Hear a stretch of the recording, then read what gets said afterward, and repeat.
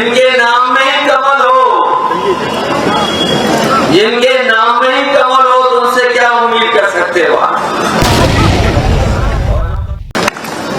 वो बीजेपी की भाषा ही बोलेंगे, कोई दूसरी भाषा नहीं बोलेंगे।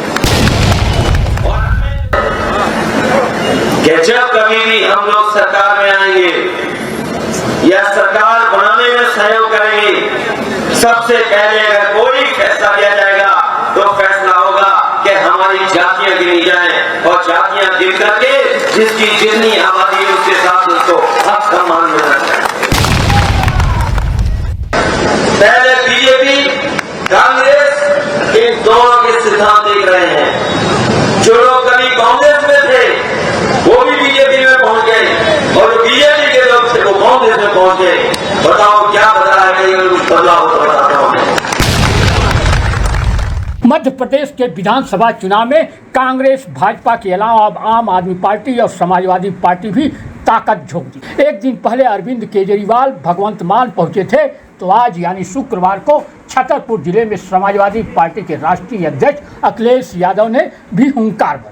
अखिलेश यादव ने छतरपुर जिले के चंदला विधानसभा से समाजवादी पार्टी के प्रत्याशी पुष्पेंद्र अहिरवार के समर्थन में जनसभा को संबोधित किया। इस दौरान उन्होंने कांग्रेस और भाजपा पर जमकर निशाना साधा। अखिलेश यादव ने कमलनाथ पर निशाना साधते हुए कहा कि मैं सुबह 6 बजे जब यहाँ आ रहा था तो एक अंग्रेजी अखबार पढ़ रहा था।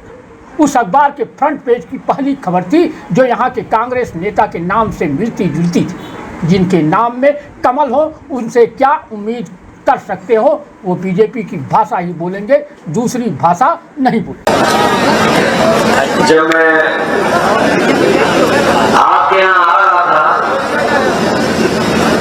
और सुबह जब मैं उठा और अखबार को मैंने देखा,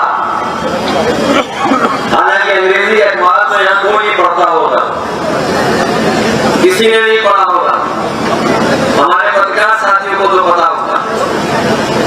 लेकिन जैसे ही मैंने सुबह 6 बजे अंग्रेजी अखबार उठा करके देखा, उसमें जो फ्रंट में सबसे बड़ी खबर थी वो खबर कांग्रेस पार्टी के नेता के नाम से मिलती जुलती खबर थी। जिनके नाम में ही कमल हो, जिनके नाम में ही कमल हो, तो उनसे क्या उम्मीद कर सकते हो आप? और हम तो कहेंगे पत्रकार साथियों ये बात पढ़ लेना अंग्रेजी का। जो कल इंटरव्यू दिया है और इंटरव्यू में जो छपा है, मुझे नहीं पता कि मध्य प्रदेश की जनता इस बात को कैसे लेगी, लेकिन उत्तर प्रदेश की जनता तो समझती है। अगर दूर से भी कोई बात कही जाती है तो जनता समझ लेती है कि किस दिशा में आप जा रहे हो। जिनके नाम पे ही कमल हो तो उनसे क्या उम्मीद करोगे आप? वो बीजेपी की भाषा ही बोलेंगे, कोई दूसरी भाषा नहीं बोलेंगे। अखिलेश यादव ने समाजवादी कभी जातिवादी नहीं होता है, ऐसा अखिलेश यादव ने कहा। उन्होंने कहा कि जब कभी भी हम लोग सरकार में आएंगे या सरकार बनाने में सहयोग करेंगे तो सबसे पहले जाति गणना कराएंगे। और हमें जो जातिवादी कह रहे हैं, समाजवादी लोग कभी जातिवादी नहीं हो सकते। समाजवादी लोग तो हर वर्ग के लोगों को साथ जोड़ करके साथ चलने का काम करते हैं, वो कभी जातिवादी नहीं है। अगर कोई पलटी मार रहा है अपने सिद्धांतों कार्यक्रमों से तो वो दूसरे दल है। हमने अपने पहले वादे में कहा है और मैं आज कह रहा हूं आपसे, जो सभी दल इस पर बोलने लगे हैं, हमारी पार्टी का मानना है कि जब कभी भी हम लोग सरकार में आएंगे या सरकार बनाने में सहयोग करेंगे, सबसे पहले अगर कोई फैसला लिया जाएगा तो फैसला होगा कि हमारी जातियां गिनी जाएं, और जातियां गिन करके जिसकी जितनी आबादी है उसके साथ उसको हक सम्मान मिलना चाहिए।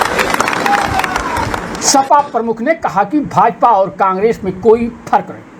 अगर गहराई से देखेंगे तो कांग्रेस और बीजेपी में कोई फर्क नहीं, उनके सिद्धांतों में कोई फर्क नहीं है। बड़े संघर्ष और समाजवादियों की लड़ाई के बाद जाकर कहीं मंडल कमीशन लागू हुआ था, तब जाकर पिछड़े और दलित भाइयों को हक और सम्मान मिल पाया था। ये साथियों कहना चाहते हैं कि समाजवादियों की लड़ाई अलग है, इन बीजेपी और कांग्रेस के लोगों के बीच की लड़ाई है। और अगर सिद्धांत के रूप में देखोगे, कार्यक्रम के रूप में देखोगे, तो ये दोनों दल एक से हैं। पहले बीजेपी, कांग्रेस, इन दोनों के सिद्धांत देख रहे हैं। जो लोग कभी कांग्रेस में थे वो भी बीजेपी में पहुंच गए, और बीजेपी के लोग थे वो कांग्रेस में पहुंच गए। बताओ क्या बदला है? कहीं अगर कुछ बदलाव हो तो बताता हूं मैं। इसलिए बदलाव के लिए और एक नए रास्ते के लिए मैं आपसे अपील करने आया हूं। अगर गहराई से देखोगे आप, तो कांग्रेस और बीजेपी में कोई फर्क नहीं है, इनके कार्यक्रमों में कोई फर्क नहीं है, इनके सिद्धांतों में कोई फर्क नहीं है।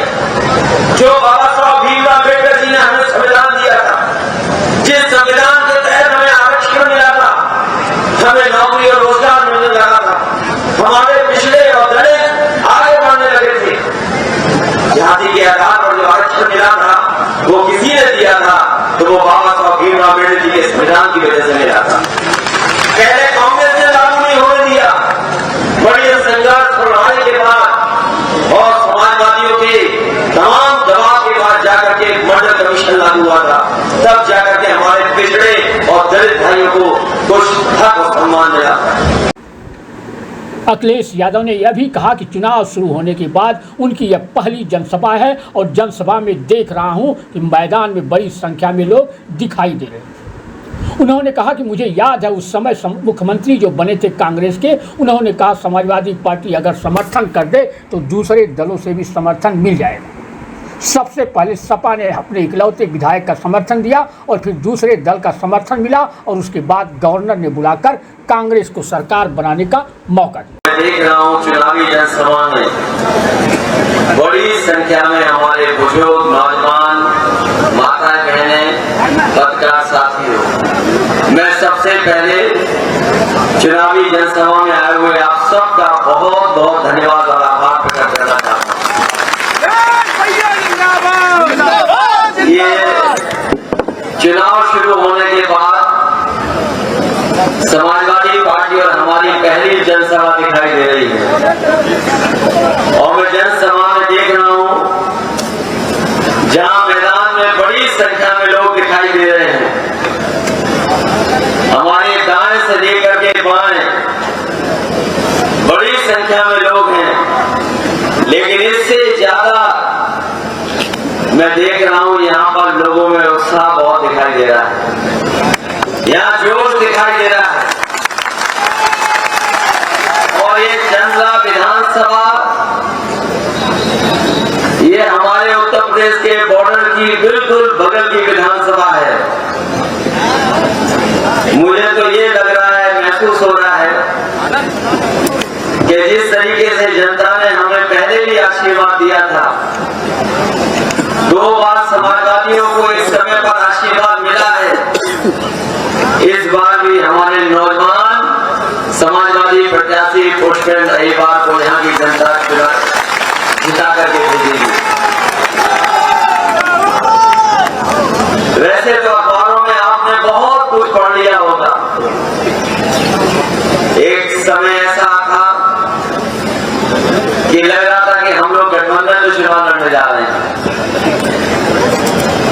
हम लोगों से बातचीत हुई और पता नहीं क्या और किस कारण वो बातचीत खत्म हो गई।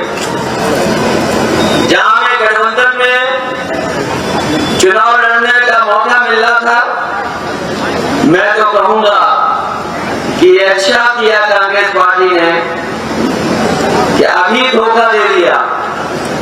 अगर बाद में धोखा देता, उनका दल तो हम कहीं के नहीं बचते। इसलिए कम से कम चुनाव से पहले हमें धोखा दे दिया, और उस धोखे की वजह से हमें पुष्पेंद्र अहिरवार जी को चुनाव लड़ना पड़ा है। ये लगता तालियां बता रही है कि इस बार न बीजेपी न कांग्रेस केवल साइकिल चुनाव लड़ने वाला है।